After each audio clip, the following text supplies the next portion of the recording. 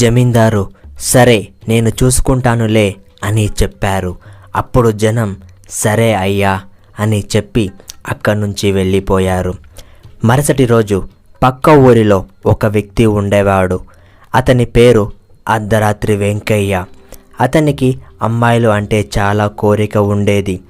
ఒకరోజు అతను పనిచేసే దగ్గర ఒక అమ్మాయి కూడా పనిచేస్తూ ఉండేది. అప్పుడు అర్ధరాత్రి వెంకయ్య ఆ అమ్మాయికి సైగలు చేస్తూ ఉండేవాడు. అతను సైగలు చేస్తున్న విషయం ఆ అమ్మాయికి తెలిసింది. ఆ అమ్మాయి పేరు సరోజమ్మ. ఆ అమ్మాయికి తను సైగలు చేస్తున్న విషయం తెలిసినా కానీ పెద్దగా గమనిస్తూ ఉండేది కాదు. అలా కొన్ని రోజులు గడిచిపోయాయి. అర్ధరాత్రి వెంకయ్య అలాగే సైగలు చేస్తూ ఉండేవాడు. 2-3 రోజులు అయ్యాక ఆ అమ్మాయి కూడా సైగలు చేయడం మొదలుపెట్టింది. అలా 1 వారం రోజులు సైగలు చేసుకుంటూ ఉన్నారు. అప్పుడు అర్ధరాత్రి వెంకయ్య తను నా దారిలోకి వచ్చింది అని అనుకుంటాడు. అప్పుడు అర్ధరాత్రి వెంకయ్య సరోజమ్మ దగ్గరికి వచ్చాడు. వచ్చి, సరోజమ్మ, నా భార్య ఊరికి వెళ్ళింది. నాకు వంట చేసి పెట్టడానికి ఎవ్వరూ లేరు. కాస్త వచ్చి నాకు వంట చేసి పెడతావా అని అడిగాడు. అప్పుడు సరోజమ్మ సరే అండి వస్తాను అని చెప్పింది. సమయం రాత్రి 9:30 అయ్యింది. అర్ధరాత్రి వెంకయ్య సరోజమ్మ కోసం ఎదురు చూస్తూ ఉన్నాడు. వాతావరణం చాలా చల్లగా ఉంది. అప్పుడు సమయం రాత్రి 10 గంటలు అయ్యింది. సరోజమ్మ వెంకయ్య ఇంటికి వచ్చింది. అప్పుడు వెంకయ్య, ఏంటి ఇంత ఆలస్యంగా వచ్చావు? నాకు చాలా ఆకలిగా ఉంది అని చెప్పాడు. అప్పుడు సరోజమ్మ ఇంట్లో పనులన్నీ ముగించేసి వచ్చేసరికి ఆలస్యమైంది అని చెప్పింది. అప్పుడు వెంకయ్య సరే వెంటనే వంట చెయ్యి, ఆకలిగా ఉంది అని చెప్పాడు.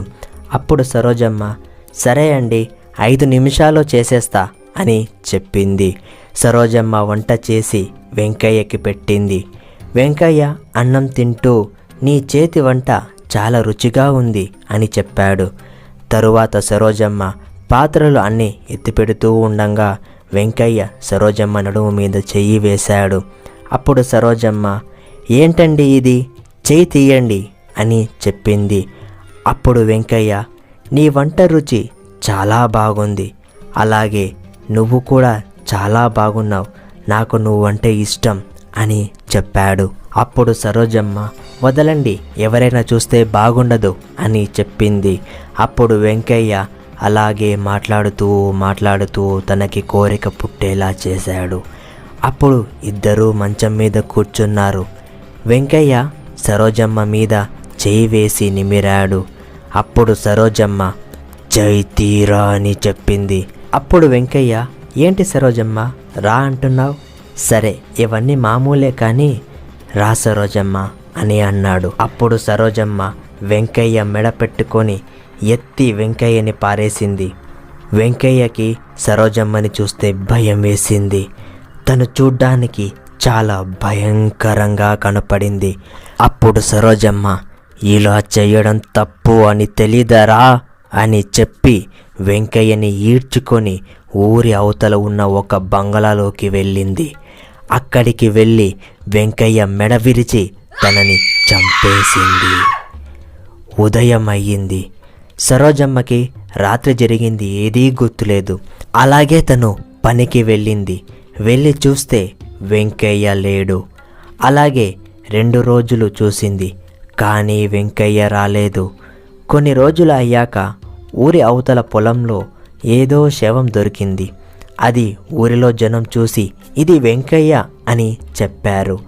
అలా వెంకయ్య చనిపోయాడు అని సరోజమ్మకి తెలుస్తుంది.